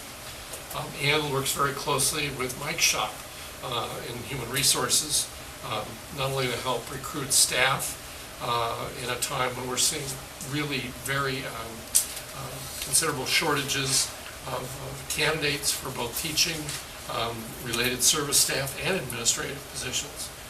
There's a lot of work also to be done with the HR department on coordinating the paraprofessional staff who work with our students. There's a lot of logistics and coordination required there. Ann has taken on new responsibility in that she's going to be working with Bob, and reference was made to this as well, on the supervision of the new safe school coordinator position that the board had approved last month. So in leading, the job has become more complex, continues to grow, and the scope continues to expand. In leading this very significant and important program, Anne has really moved us forward, and it's Anne and her team on many levels. I think one of the areas I was going through, looking over the years at some of the things that have been accomplished under her leadership. She's really worked hard to try to create a seamless transition for students and parents as they move through the system. There shouldn't be a whole new way of looking at special services from one level to another. Now, they're differential, or they're age-appropriate developmental reasons why some things are slightly different. But the process and the way we report information and the way we communicate should be relatively seamless and predictable. So parents, as they move, because transitions, remember, as was said, are more difficult for children with special needs and their families sometimes. Sometimes change is very, very hard for them. So having a predictable path is something I think that is a big achievement. And it kind of fits in line, too, with some of the other work that Chuck and other teaching principals have been doing with articulation, trying to articulate the movement through the system. She's shown great skill and energy in recruiting outstanding special ed teachers and related staff. I've had the privilege, Chuck and I are the final interview, and Mike, on people there are being recruited, and really continually impressed with the quality of people. They're very picky, and they are bringing some fine professional staff to us. She's really recognized over the years and has made concerted progress in building staff capacity through professional learning opportunities. Building capacity is so critical for us all. Chuck spends a lot of his time working on professional learning, and it's something that's really something Anne has really succeeded in doing. I think another area, and all of you, I think, have come to the Tech Expo, is that great progress is made in expanding the use of assistive technology. Years ago, there were pieces that were $8,000, $10,000, $15,000 pieces of equipment. With the advent of the tablet technology, we're seeing a whole shift, and particularly in working with kids with communicative disorders. We've had remarkable progress made with kids. And parents have been so grateful. And at the Tech Expo, some of you may have heard parents talking about how a youngster on the spectrum who might not have been able to communicate with his mom and dad now can do it through some of the apps that we have on an iPad. And we take that communication for granted with children who don't have special needs, but to see these youngsters be able to explain what they really want in a way that enables their parents to do that is really, really touching and meaningful. This past year, a great accomplishment, and it's been an expansion of her role. I call it the University of Chuck and Ann, and that Ann has, and Chuck has, with his significant special education background, have worked with our newest administrators and some who have been with us for a while, really working on a variety of topics, including how do we help with the 504 compliance, specialized reading instruction, since reading is the key, is a major key, protocols related to DCF reporting, and some of the physical management training, and other issues. And it's a seminar. I've had the opportunity to sit in on occasion for a few minutes, and it's really very helpful, very thoughtful, and the materials and case studies that they show, I think, build our capacity as administrators to support special education, to make sure it's run according to the protocols that are in place. Fred talked about and Ann mentioned the Parent Advisory Board, and it's not only, as was said, a communication opportunity for us. It's a way of really involving parents in the schools in ways that help them partner with us and help them reach out to other parents. So I really applaud them for that. Anne has, over the 7 years she's been leading this program, has led with skill and courage and compassion when faced with really difficult situations. And I a phrase that we've all used, but I've always been amazed at how she's able to operate with grace under pressure.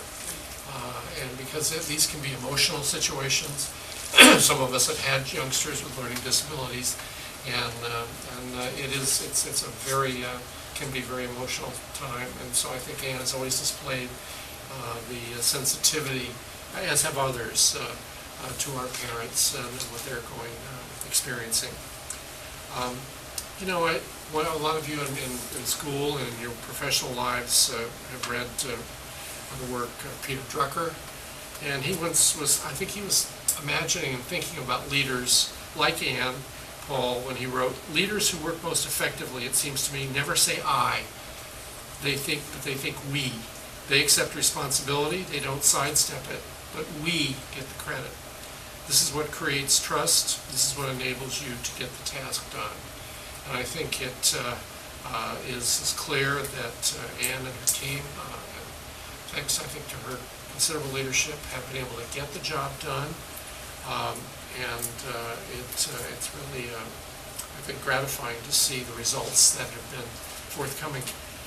Districts, in closing, districts, some of our neighbors now, I mentioned the shortage and the challenge of finding people like Anne. I think they've recognized that this position really warrants senior status in a district. And they've designated individuals in Anne's position as assistant superintendent. So it's in that spirit that we respectfully ask for your support in ratifying the change of title to make Anne Paul assistant superintendent special services. Thank you, Gary. In my 5 years on the board, I can't even believe I'm closing out my 5th year. I've known Anne to be a consummate professional. I have seen her work so closely and capably with parents, with the community. There's no doubt that the special education program puts a challenge on all of our budgets. I know that Anne works tirelessly behind the scenes to try to manage those dollars efficiently and effectively, as though every one of those children were her own and every dollar was coming out of her own pocket. I would open it up for discussion, but want you to know that I make a motion that we approve this. I'll second the motion.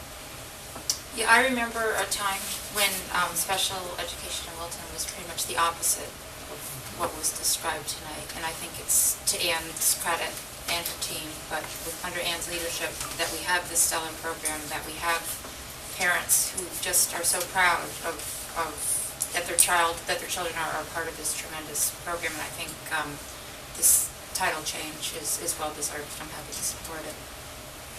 I would second that as well.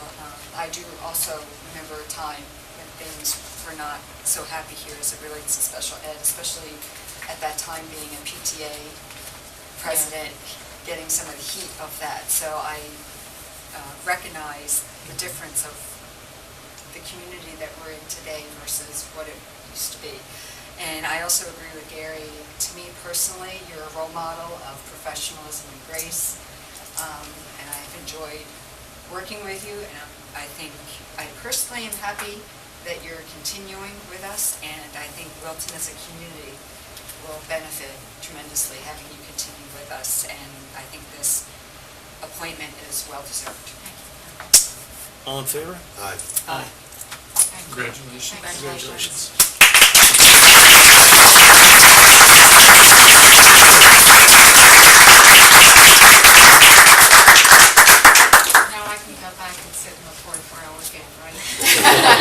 No, now you sit up here with us. I'd ask you to make a speech, but not tonight. That's all I'm here. I stole the point of this. I'm extremely appreciative, and I assure you, I will continue to work very hard. What the vote of support is really needs to be there. Thank you. Thank you for all you do for us. We now move on to gifts, one to Middlebrook, one to Cider Mill. Dr. Richards? Yes, in my rambling remarks earlier, I was thanking the PTA, and what I should also mention is that in addition to all the other things they do, they've provided really much-needed resources to the district. So I'd ask Jen and Maria to come forward to talk a little bit about, we have a gift from the Middlebrook PTA, and have Maria talk about it, and then we have another nice gift from the Cider Mill PTA. So we'll have to, I wish you help me convey my apologies to the presidents of your respective units for not talking about the financial contributions as well. Good evening, thank you for having us. I respectfully request that you approve the very generous donation from our PTA of $25,025, which will be used to fund pre-approved programs, enrichment programs, new technology, and guest speakers. Just to name a few, we have a long list here that teachers and students applied for in the spring. We presented to the leadership of our PTA and any other members that wanted to attend on that day, and the students and teachers provided their rationales. So some of the programs that will be funded through that generous donation include Shakespeareans, guest poet Reggie White, who was actually Obama's poet, so we are very lucky to have had him last year and again in the following year. The Chariots of the Sun Assembly, which supports our study of the Greek unit in 6th grade. The Music in the Parks Adjudication, which I think continues to draw such large numbers of our students to our music program, in addition to the wonderful teachers, but that Music in the Parks Adjudication is always a large draw. A number of fiction and nonfiction books, which will be in our Library Media Center. The Courtyard Kindness Garden, which was brought to us by a number of students that were concerned about a courtyard at Middlebrook School that they thought could use some beautification, and they were inspired by the events that occurred at Sandy Hook last year and really wanted to create a space that supported acts of kindness. So that's what they're planning on doing in the fall. And also the MakerBot Replicator, which is a 3D printer, and supplies to go along with that. That will be housed in our Library Media Center. I'll make a motion to accept with gratitude. Second. All in favor? Aye. Thank you. Thank you. Okay. We are also deeply appreciative and hope that you will support our grant here. And it's for $17,871, and it is to support a digital library, or the start of one anyways, for Cider Mill. So we are requesting a grouping of mini iPads and a series of digital resources, some being digital ebooks through Follett Shelf, some being some subscriptions to something called Tumble Books, which provides leveled readers to students of all of our 3rd, 4th, 5th grade. There's also a heavy emphasis on nonfiction text to support some of our units of study. But this will be critical to have more digital texts and e-texts into the hands of our students. So we're very excited. It also supports our transition. As you know, as a district, we're very excited to move into transforming our libraries into more learning commons. And so this is a very nice step into that process. So again, we are looking forward to it. If you have any specific questions, I know there's a lot of information in the proposal. I can answer anything. Yeah, I think it's fantastic for both these PTAs. We're very thankful. Yeah. Motion to accept with extreme gratitude? Yes. Second. All in favor? Aye. Thank you very much.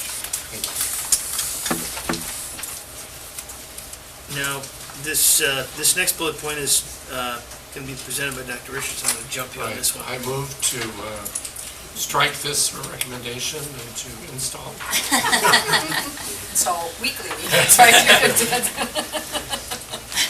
So it's to At your cancel summer meetings, and it's on for discuss and approve. I do want people to know that once Dr. Smith comes on board, there is an intent on this board's part to hold a couple of meetings this summer. I don't know when those dates will be. We'll find out when Dr. Smith gets here and we lay out schedules. We'll make sure that we make appropriate announcements of what those dates will be.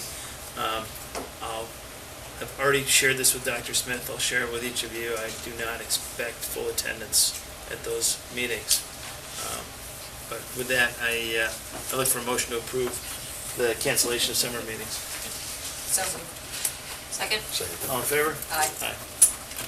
Then lastly, I received a phone call from Mr. Brennan earlier this week about the Yankee Gas project. It appears as though it is better than 90-95% probability that shovels will go in the ground in August, and we will have gas flowing to our schools by the heating season.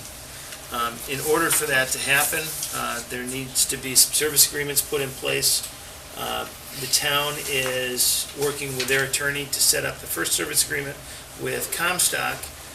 Once that's done, that service agreement will be mapped over to the service agreements that we put in place for the schools, but it will require the board, our board, to approve that service agreement because it's the first time it involves construction and what have you. There is no cost to us for the construction, but we will be required to sign that, so I'm asking you to give me approval to sign that service agreement as opposed to calling another board meeting to do it. So moved. Second? Second. All in favor? Aye. Thank you very much. Can approve that as well, and with that, Ken approved it as well. Right now, our next official meeting is September 11th, 2014, 7 p.m. in this room. And any comments from the public before we depart? Seeing none, I'd like to thank again everybody for a fantastic school year, and meeting adjourned. Well, we wish Dr. Richards the best. Thank you. Do we have to do that again? Yeah, one last time. I got another speech. Where are you going? Yeah, motion to approve, adjourn. So moved. Second? Second. All in favor?